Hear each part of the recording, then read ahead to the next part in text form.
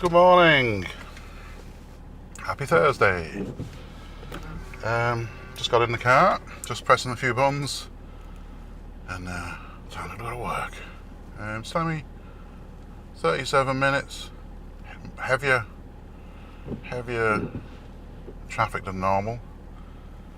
I don't understand why I do that. I'll tell you which. Unusually heavy traffic. At least it's it won't let me go the M50. Just doesn't want me to go the M50. I just feel I've got to go the M50. Oh man, I hate this. I wish I didn't know. I wish I just drove into it blindly, aimlessly. Have some coffee before I'm out the drive. Jesus. I made a cup in the house. Complete waste of time. I didn't drink any of it.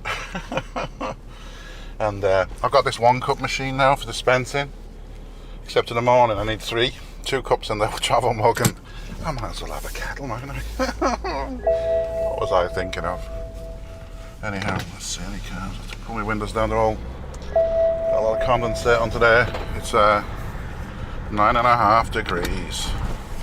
So yeah, when the surface of something gets 10 degrees or less, yeah, it can condensate very easily on it.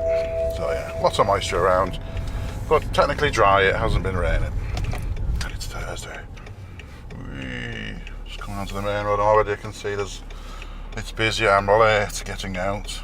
Well, I'm sure we've all been there that time of day. Is he letting me out? He is, yeah.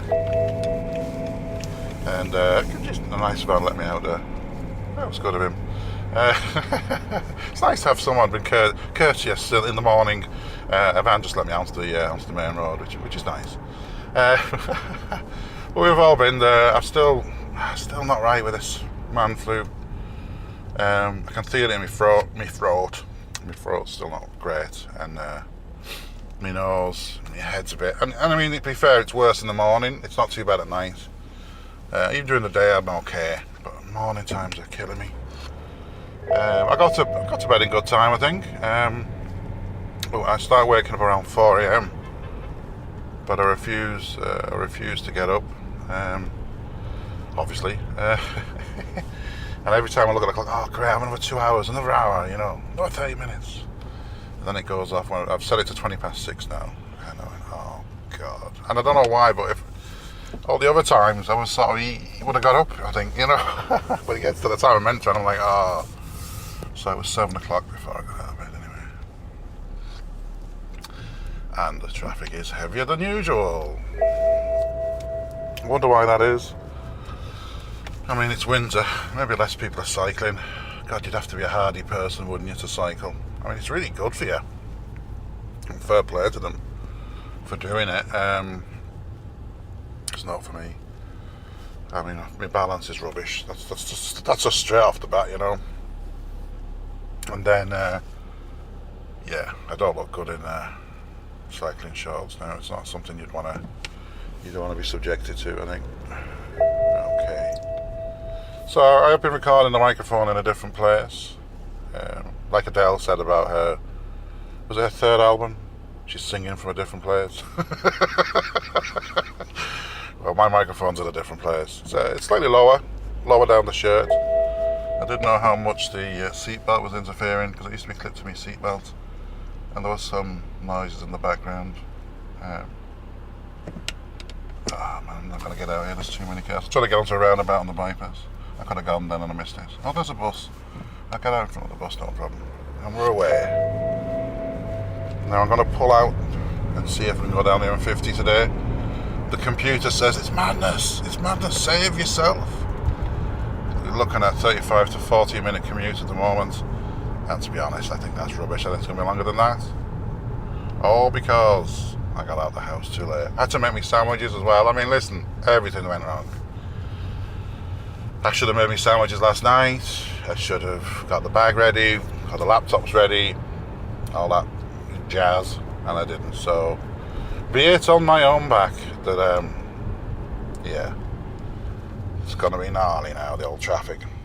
Talking of gnarly, there's some YouTube videos that I like to watch, and I think they're really, really interesting.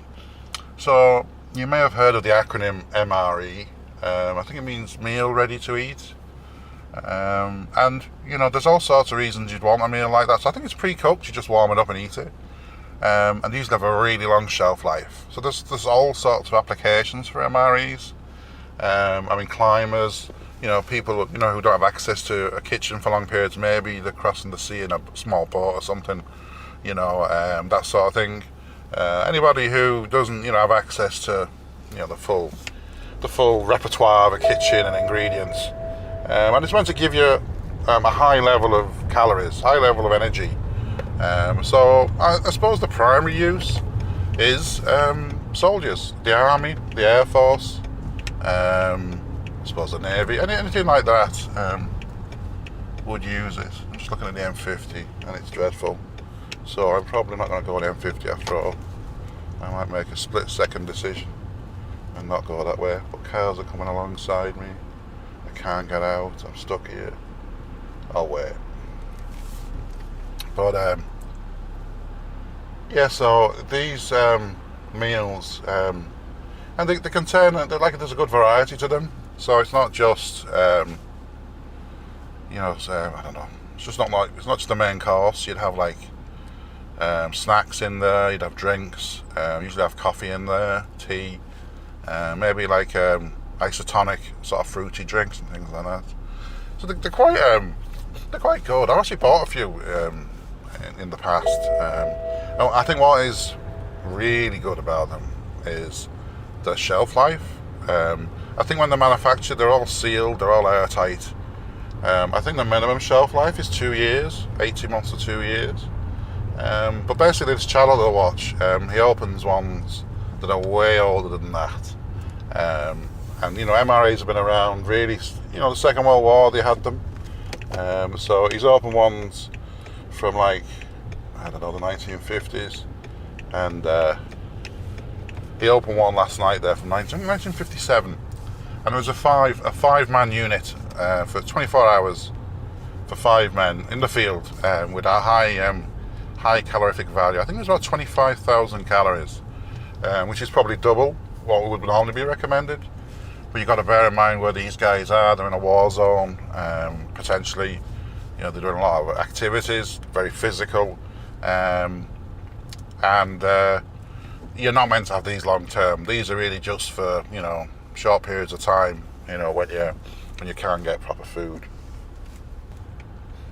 I just paused there for a second. I was just joining on to the M50. It is moving. It's very slow. The computer insisted I don't go this way. It said, don't go that way. Whatever you do, you pretty much was saying that to me. But the reason I want to go this way as opposed to the other way is there are less pressure points going this way than that way. Now, here's my logic. We'll come back to MREs in a minute. The logic is, when you're on the M50, the pressure points are the junctions, aren't they? People joining on, people coming off. So there's 2 of those before my junction. Right, so there's 2, okay? Then when I come off, how many sets of traffic lights am I going to go through? There's 2 under the William Dargan Bridge I can think of. There's one near the Steps of Row. There's a crossing near the National Mental Hospital. For Wineback, there's a roundabout at Dundrum Shopping Centre, Town Centre Shopping Centre. There's a few crossings, and that's it. So I'd say there's less than 10 pressure points. So the theory is the delay that I'm going to experience is going to be proportional to the number of pressure points. So areas that would slow you down normally, but are amplified when the traffic is heavy.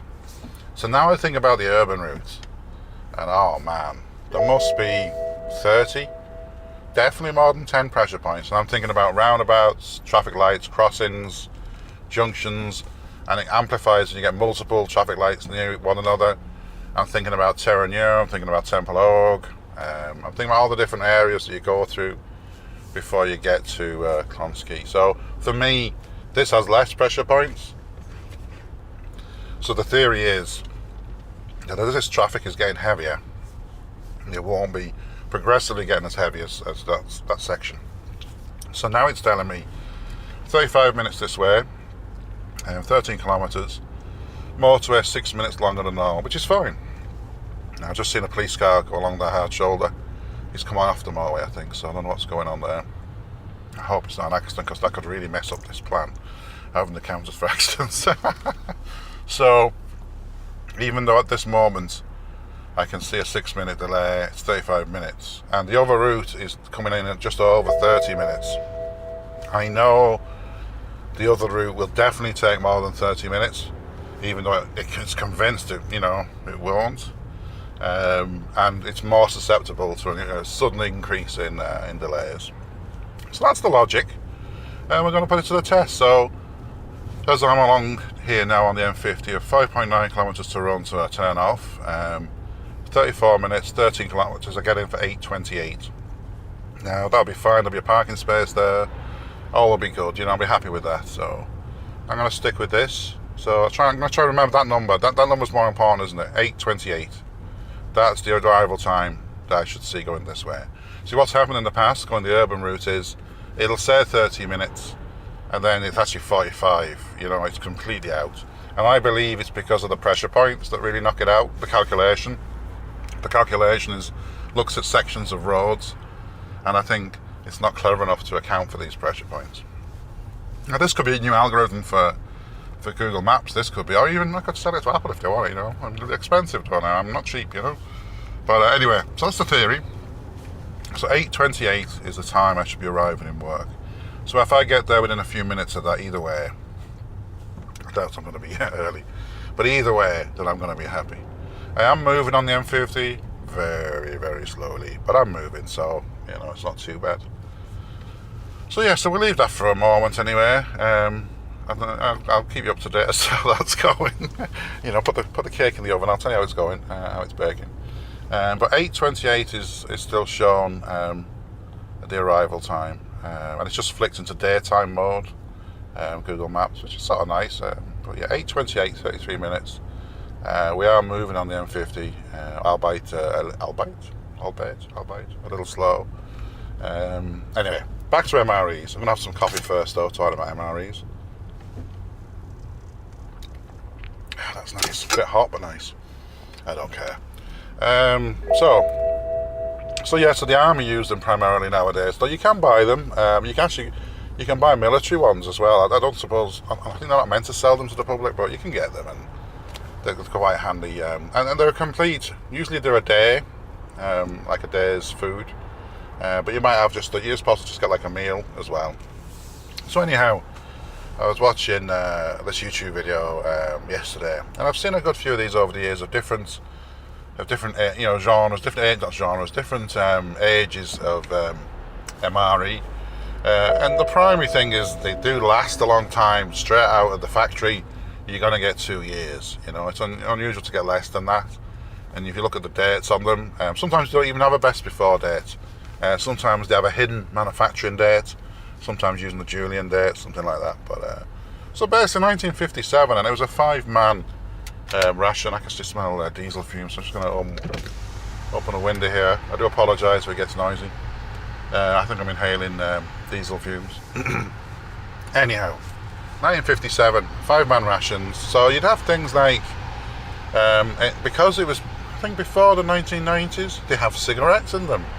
5 boxes of cigarettes. Now, I think this is just amazing though, to see there were Camel cigarettes. And I know they're bad for your kids. Don't do it, don't smoke. I'll say that straight off the bat. They're really bad for you, they're going to kill you. Don't do it. But these 5 packets of Camel cigarettes were truly amazing. They were in pristine condition. They were in a package within this MRE. And to see the original packaging is just incredible. It's a real piece of history. I think the guy that does the video, he's not a big smoker. So like myself, I wouldn't smoke, really. I have the odd cigar. But I'd smoke one of those. Just one. Because it's like a time machine. This is when, you was getting more tobacco in them. They had a richer, fuller flavour. They were like proper cigarettes, But yeah, listen, kids, don't do it though. But I definitely have one cigarette, like the way I have an odd cigar, used on a special occasion. And I'm not a big cigar either. But anyway, I don't inhale. So they were pristine. So that was to me was the high point, I think, of the whole MRE, just because it was a little piece of history. 1950s cigarettes, incredible. So in addition to that, there was like an accessories pack. So you'd have your matches, you'd have toilet paper, you'd have a whole load of things that you need to be able to to survive, wherever you are, whether it's in Europe or somewhere in a war zone. Because in the 1950s, would it be Korea in the 50s? Korea, maybe? If that was before Vietnam. But anyway. And then you'd also have like high energy bars, not like the sort we'd imagine now, but these would be like compressed like nougat and stuff like that, and fruit in them. More natural, if anything, than you get nowadays. There'd be those sorts of bars. There was coffee, there was tea, and there was also like a box with tinned food. So obviously, if you go back to the 1950s, you go back 60 years or whatever, and you think of how would you preserve food longer, the technology was a little bit different, a little bit basic. And I suppose the primary way in those days would be using tins, Put stuff in a tin, boom, seal it up. So there was a loaf of bread was in a tin. There was like ham meals were in a tin. There was fruit that was in a tin. It's a really nice selection of stuff, And it's interesting to see the condition of the tins. And they weren't good for some of them, to be fair. I think anything that maybe was like pineapple was acidic, literally ate all the way through the tin and leaked out. The meat products as well, they were in a very bad state of decay. And to be fair to the guy doing the review, he wore a mask and gloves and everything else, because you don't know what you might inhale or you might ingest from these things. But a few of the tins were still sealed and looked in good condition. The bread looked in good condition. I think it probably looks better than it tasted. I think it did taste a sample. I'm not sure if you swallowed it now, but it tastes very, what's the word? I was going to say mouldy, but very old, and what, the flavour of the tin as well would have probably seeped into it. So there's a variety of products there, and some had looked to have lasted quite well. I think dry products seem to last well, so powders, obviously coffee powder was fine. And even that's an experience, is drinking 1950s coffee. Because these things have changed. They're not the same as they were in the 1950s. So the coffee's meant to be very nice, the tea's meant to be good, the sugar and salt. He has to give, I think it was 6 big packs of sugar. So they were quite large packs of sugar. I know you probably imagine a little sugar cube. These were big. I mean, okay, it was for like 5 guys. But I'd say each sachet would have been, I don't know, in grams, maybe 50 grams or something. So each person can have quite a lot of spoons of sugar. And there was a big sachet of salt as well. So there was lots there. I think the pineapple and stuff was like for a dessert. Obviously the meat products was like for your mains. And then you had the bars and stuff. So it's quite interesting. Okay, so on the M50 still, traffic's moving quite slowly, and I can just see here on the side of the motorway there has been an accident, I think. Well, I say an accident. There's a car been on the back of a truck. It's a bit gnarly at the front. And that's getting took away. So maybe that was the reason for some of the congestion on the M50. I'm going to shut that window. A lot of fumes were coming in earlier. So we're moving quite well. There's been a slight revision from Google Maps on the time of arrival. It's interesting that I was on about earlier about pressure points on the journey, and I think that's key when the traffic gets heavy. The more pressure points normally, then they're going to get worse. Exponentially worse when the traffic's bad. So we're moving quite well now. I'm doing nearly the speed limit on the M50, and it now says 8:31 arrival, whereas I said 8:28 before. Not too worried about that. Like I say, within a few minutes, I'm happy enough. I don't want to be 20 minutes later though. I don't want to be 10 to 9, that sort of thing. 8:30 still good, and I do believe the pressure point hypothesis could be a good one. And this really is going to be the test. We'll see how it goes. Now I'm coming up to my turning. It is mentioning congestion where we know it is, you know, William Dargan Bridge, Central Mental Hospital, that's all there, you know, and I don't know if I can ever avoid that. All the alternate routes take just as long, I think. So I'm just going to dive right in. It's gone down to 8:30. I said 8:31 briefly, so it's 8:30 now. 26 minutes. It's got down a red bar for this part of the M50, and that's completely untrue. It is actually moving quite nicely. I'm putting my foot down a bit now. I'm actually at the speed limit on the inside lane. Yeah, so, and I'm coming off now, 500 metres to my turning. But, so the M50 I think was the right choice, in the sense of it was unusual because there'd been some sort of accident earlier today, maybe. Ironically, it was probably better hitting the M50 at this time, once the accident had been cleared, than maybe 20 minutes ago, you know? Which maybe when I would have normally set off for 20-30 minutes earlier.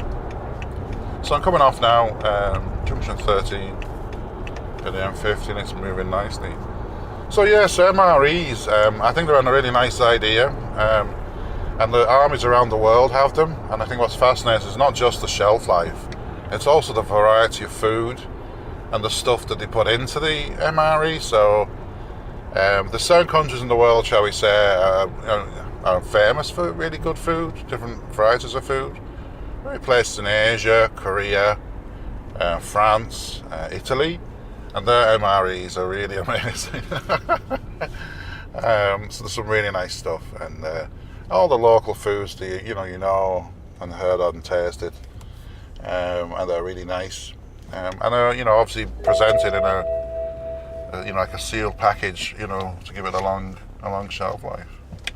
I think it's fantastic, you know. And then you just have to heat them up, and a lot of these they actually give you a stove. You get like it's like a metal box, and a special block I think you put in.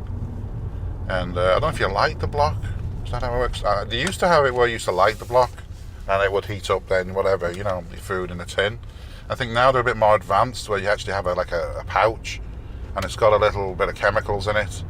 And what you do is you put your food pouch into one side of it, and then you put water in. This water activates the little capsule of chemicals, and it generates heat, and it really heats up the food.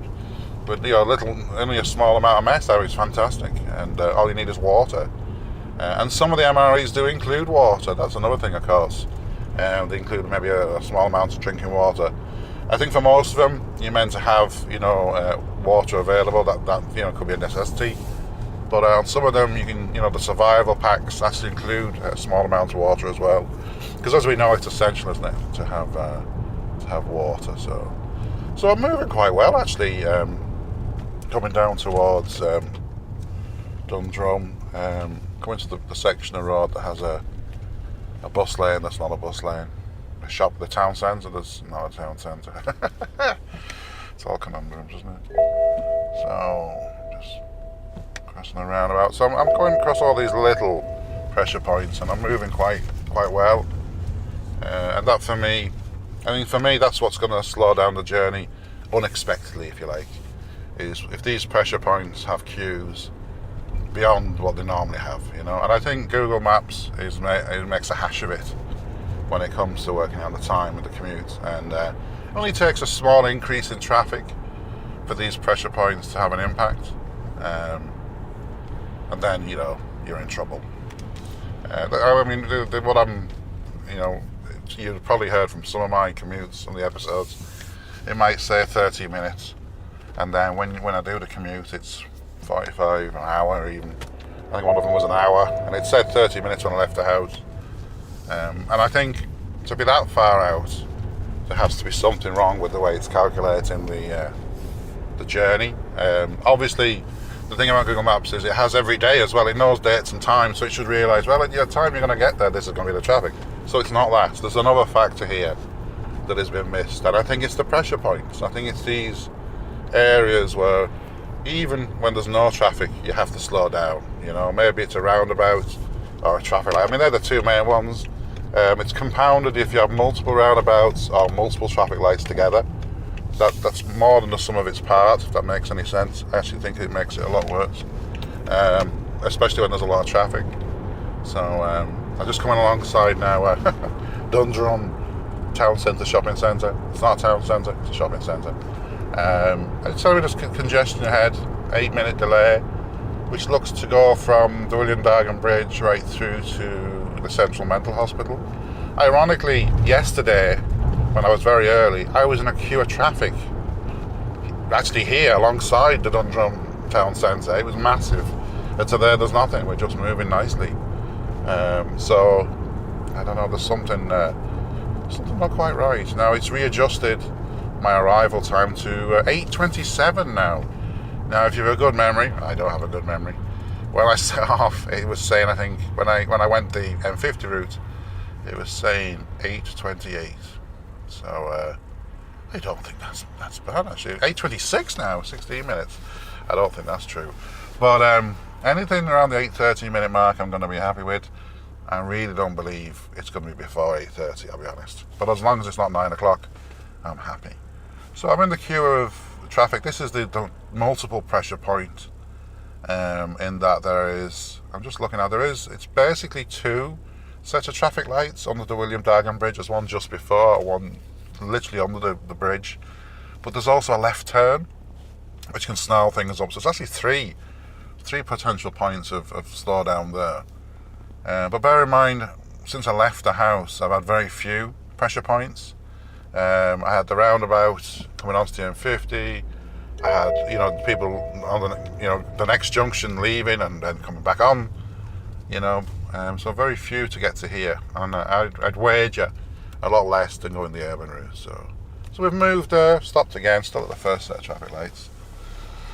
So it's the Dublin Marathon on Sunday, the 27th of October. KBC. Oh, it's obviously sponsored by the bank KBC.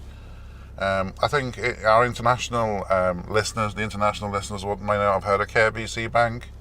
It's a bank in Ireland, not the biggest.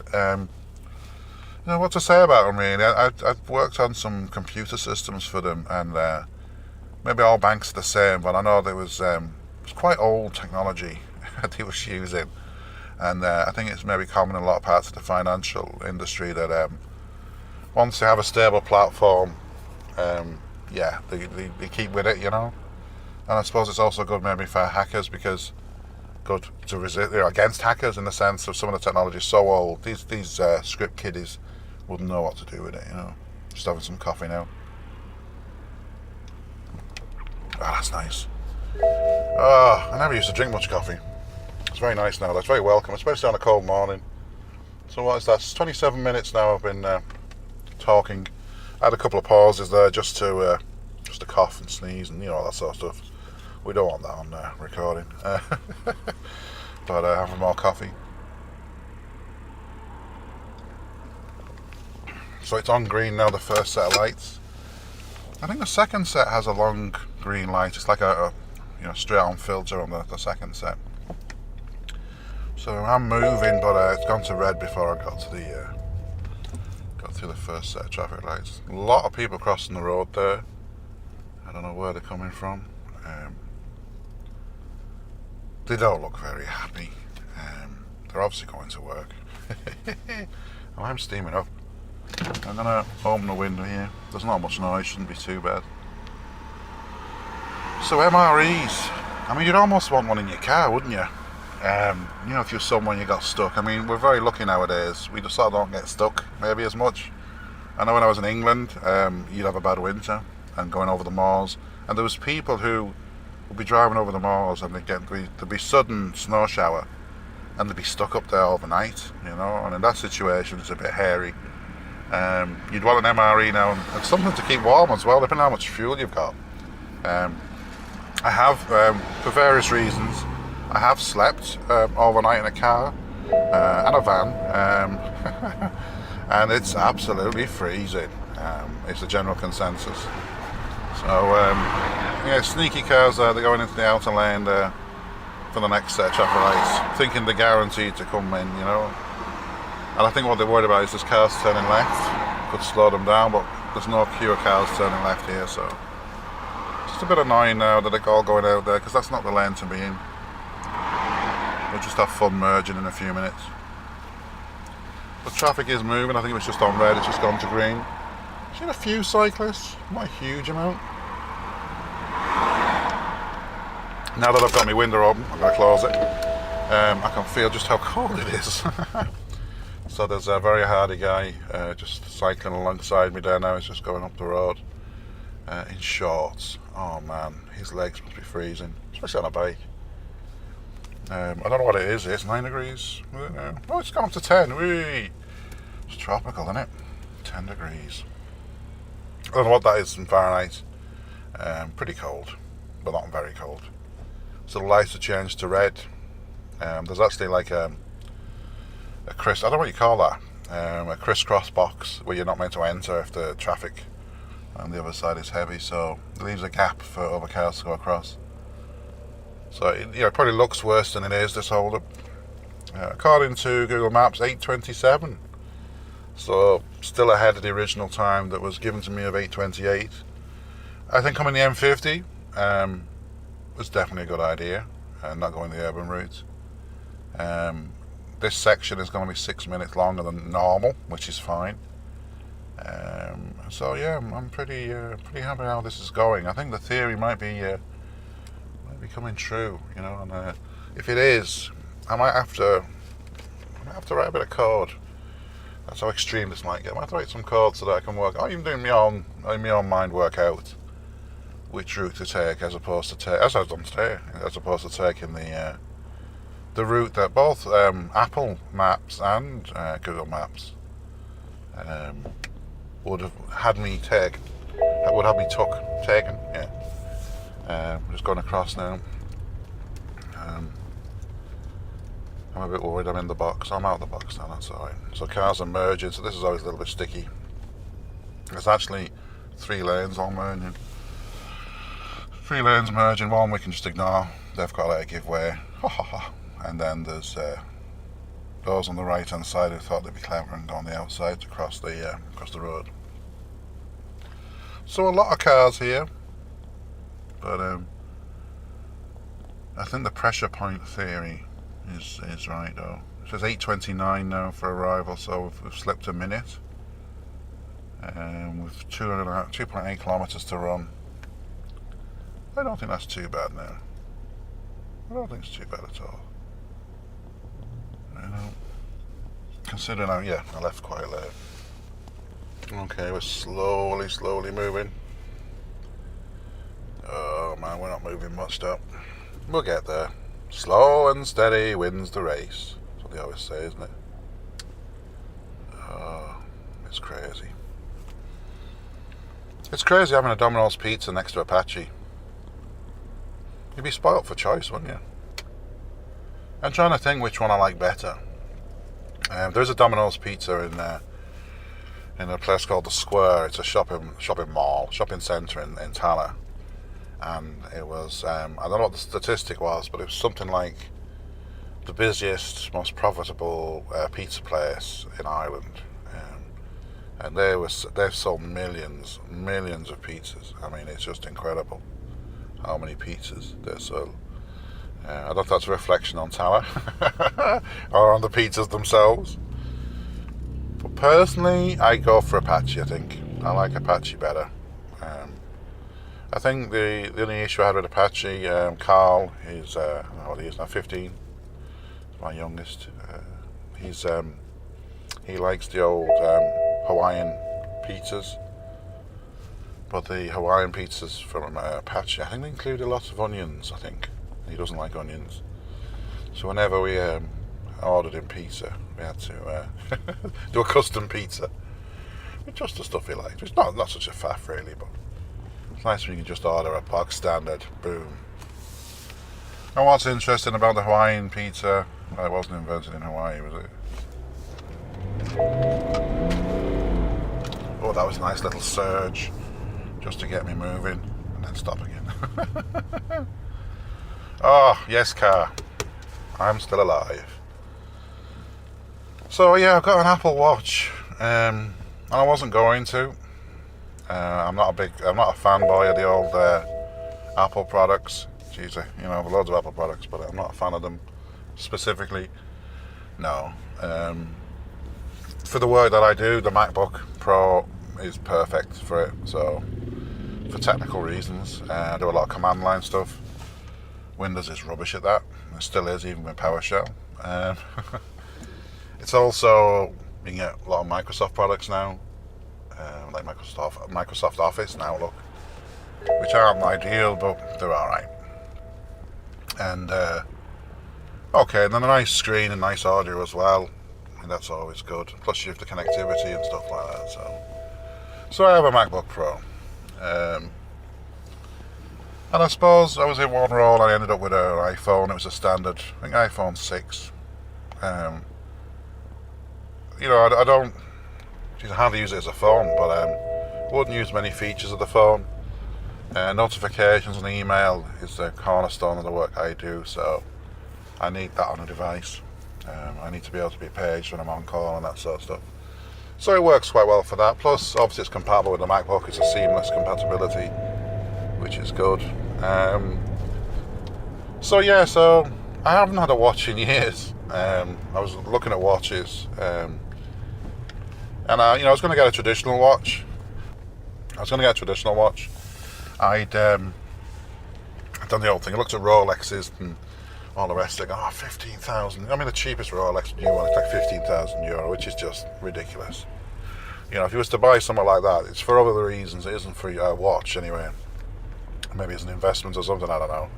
So that was definitely out. But there's a couple I really liked the style of. So the theory for me then was to find a watch that wasn't going to cost that amount of money, as little as possible.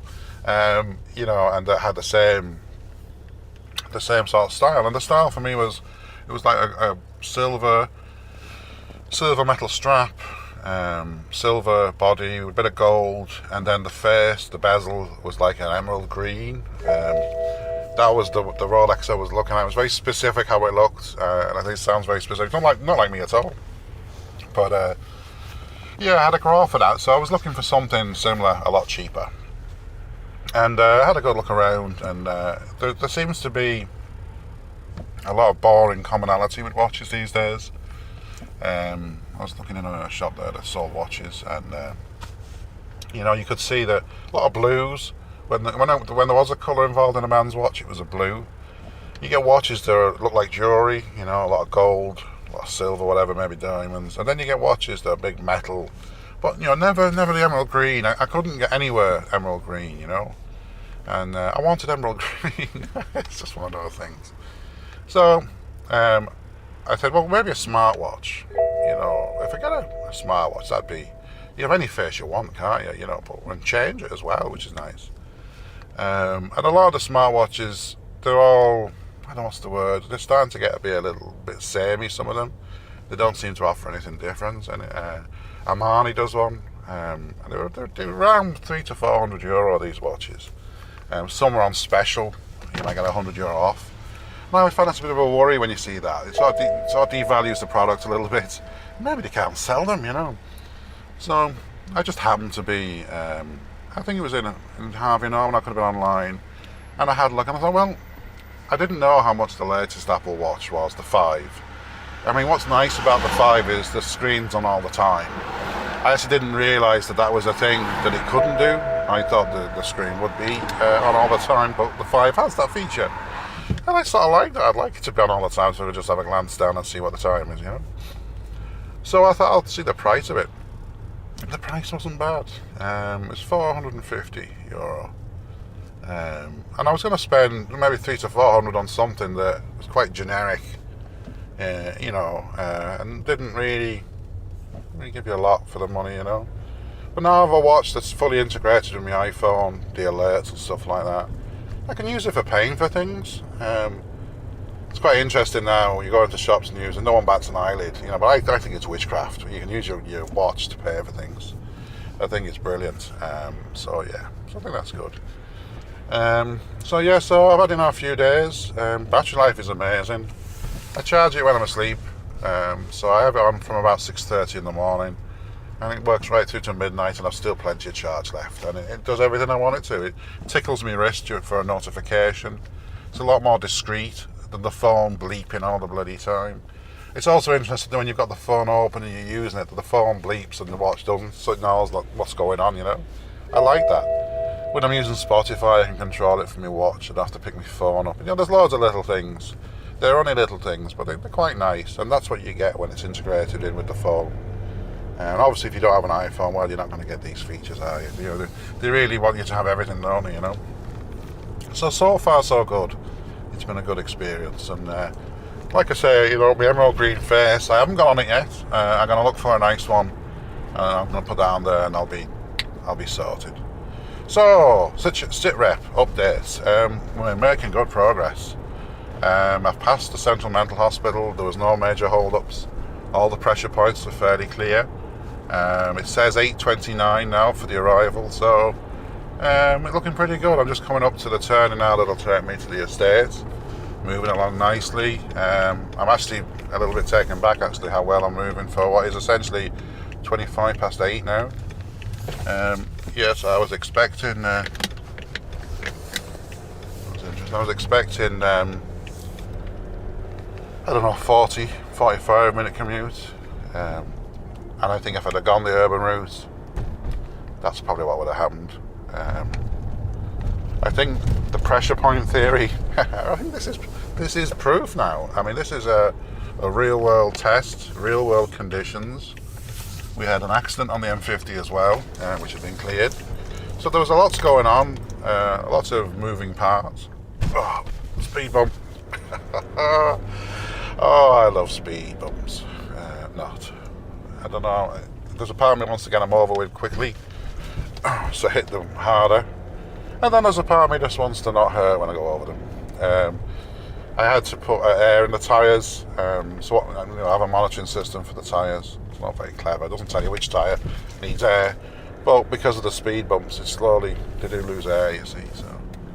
So I've put air in, and the downside with that is it makes them very hard.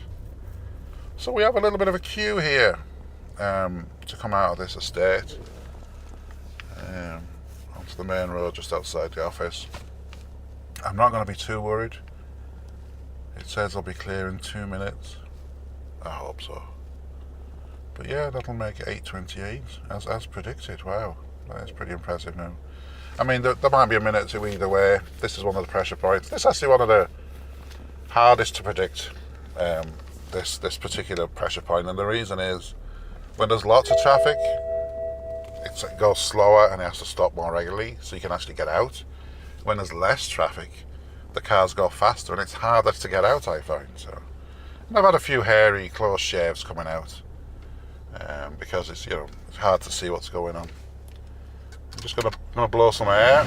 I apologise for the noise. I'll try and protect the microphone from the draft. I am steaming up. I don't know why. Hopefully the air will blow it away. I am going to need that visibility though for getting out of this estate. Oh, a car just overtook me. I can actually get out this quickly, can't I? Or there's a push bike coming.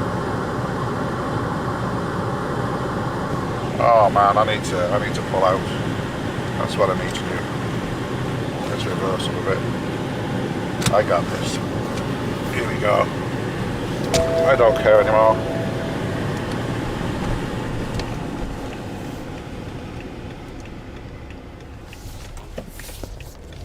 And I'm out. And the cyclist didn't hit me. Yes! Haha! Glad I saw that guy now. He overtook us all and turned and went, and I'm sitting there in the jam.